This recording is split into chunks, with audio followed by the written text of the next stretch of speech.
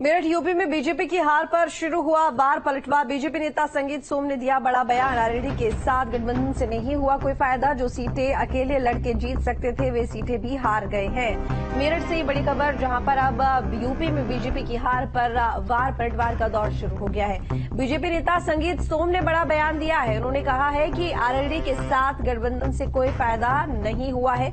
जो सीटें अकेले लड़के जीती जा सकती थी वे सीटें भी हम हार चुके हैं। तो बता दें कि जिस तरीके से बीजेपी का उत्तर प्रदेश में लोकसभा सीटों में जो हार हुई है उसके बाद तमाम नेताओं की तरफ से वार पलटवार का दौर जारी है और संगीत सोम की तरफ से बयान दिया गया है कि आरएलडी के साथ गठबंधन में कोई भी फायदा बीजेपी को नहीं हुआ है, बल्कि जो सीटें जीती जा सकती थीं वो भी हार गए हैं। मुझे नहीं लगता, क्योंकि हम जो सीटें जीत रहे थे हम उन्हें भी हार गए। आरएलडी के साथ जोड़ने की वजह से ये मैंने आपको बताया, ये पार्टी का विषय है। पार्टी इस पे चिंतन मनन कर रही है और पार्टी इस पे देख रही है कि ये डिवीजन क्यों हुआ। अभिषेक इस वक्त हमारे साथ जुड़े ज्यादा जानकारी के साथ में। अभिषेक, जिस तरह से परफॉर्मेंस रही है बीजेपी की लोकसभा चुनाव में, उसके बाद लगातार बयानबाजी का दौर भी शुरू हो गया है। अगर बात संगीत सोम की जाए तो उनका कहना यह है कि आरएलडी के साथ गठबंधन में किसी तरह का कोई फायदा नहीं हुआ, बल्कि जो सीटें अकेले जीती जा सकती थी हम वो भी हार गए हैं। कैसे देखें इसको? हाँ, देखिए, संगीत सोम का जो बयान है वो अपने मायने में कई अर्थ निकालता है। अगर हम बात करें पूरे सहारनपुर मंडल की, जहां बीजेपी पिछली बार सिर्फ एक सहारनपुर सीट बहुजन समाज पार्टी से हारी थी, इस बार कांग्रेस से हारी सहारनपुर और कैराना वो जीती थी बीजेपी। इकरा हसन हारी थी, लेकिन इस बार इकरा हसन ने जाटों के गढ़ में प्रदीप कुमार को मात दे दी। बीजेपी अकेली लड़ी थी वहां और जीत गई थी। आरएलडी जबकि पिछली बार समाजवादी पार्टी के साथ थी, लेकिन आरएलडी का जादू नहीं चला था।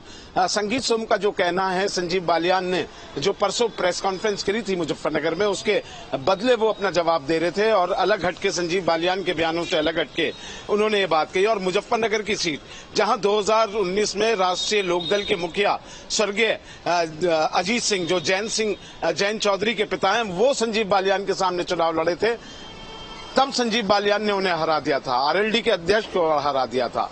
तो उनका कहना है, उनका मानना था संगीत सोम का कि आरएलडी के जो दो उम्मीदवार बागपत और बिजनौर से खड़े हुए, उसे तो बीजेपी का पूरा वोट बैंक ट्रांसफर हुआ, लेकिन जहां बीजेपी के कैंडिडेट थे वहां आरएलडी का वोट बैंक ट्रांसफर नहीं हुआ। उसकी एवज में वो 3 सीटों का हवाला देते हैं, जो सहारनपुर मंडल की तीनों सीट बीजेपी हार गई है। मेरठ सीट पे भी मात्र 10,000 की सीट से अरुण गोविल चुनाव जीत पाए। लास्ट राउंड में वो जीत पाए। ऊपर से नीचे तक हर राउंड में कशमकश रही, ऊपर नीचे हार का डर अरुण गोविल ने खुद स्वीकारा था कि मुझे उम्मीद ही नहीं थी कि मैं चुनाव जीत जाऊंगा। तो कुल मिलाकर अब समीक्षा की बारी है, लेकिन इस पर राष्ट्रीय लोकदल के जो व्यापारी प्रकोष्ठ के बागपत के जिला अध्यक्ष थे, उन्होंने कल संगीत सोम के बयान पर पलटवार किया। तो सूत्रों की खबर है कि आरएलडी अध्यक्ष जैन चौधरी ने अपने सभी कार्यकर्ताओं प्रवक्ताओं को निर्देश दे दिया है कि इस विवादास्पद मुद्दे पर आरएलडी की तरफ से कोई बयान नहीं दिया जाएगा। और आरएलडी की एक गाइडलाइन अपने नेताओं के लिए, पश्चिमी उत्तर प्रदेश के नेताओं के लिए जारी कर दी गई कि इस मामले में संगीत सोम कुछ कहें या और दूसरा नेता कुछ कहे, उस पर अपनी पार्टी की लाइन को ध्यान में रखना और गठबंधन धर्म का पालन करना है। उससे अलग आरएलडी कुछ नहीं बोलेगी। लेकिन हाँ, एक बात अगर पूरा विश्लेषण किया जाए जरूर सामने आती है कि सहारनपुर मंडल में जरूर बीजेपी हारी, उसके कुछ व्यक्तिगत और आपसी खींचतान के मामले थे, लेकिन जो ब्रज मंडल है जहां से हेमा मालिनी खड़ी थी और जो आगरा मंडल है वहां से जिस तरीके से बीजेपी की जीत हुई है, वहां पे भी आरएलडी का बहुत तगड़ा वोट बैंक है। इधर वेस्ट यूपी से ज्यादा प्रभावी जाट उस इलाके में भी हैं, लेकिन वहां बीजेपी हारी नहीं। वहां बीजेपी के कई कैंडिडेट कई सीधी फाइट में भी विनिंग फैक्टर में जीत के आए बाहर। तो वहां ये माना जा रहा है कि आरएलडी का वोट बैंक उन्हें ट्रांसफर हुआ। हेमा मालिनी को वो वोट बैंक ट्रांसफर हुआ। तीसरी बार वो जीती हैं। एंटी इनकम्बेंसी 10 साल की भी उन पर लागू नहीं हो पाई।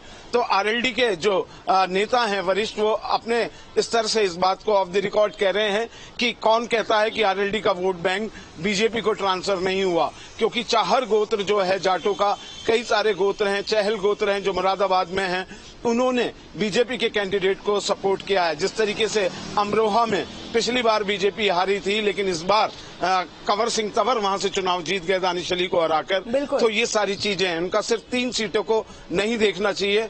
बिल्कुल बिल्कुल, मंथन करने की जरूरत है। बहुत शुक्रिया आपका अभिषेक, तमाम जानकारी के लिए। आगे बढ़ेंगे, नोएडा से खबर है जहां पर लूट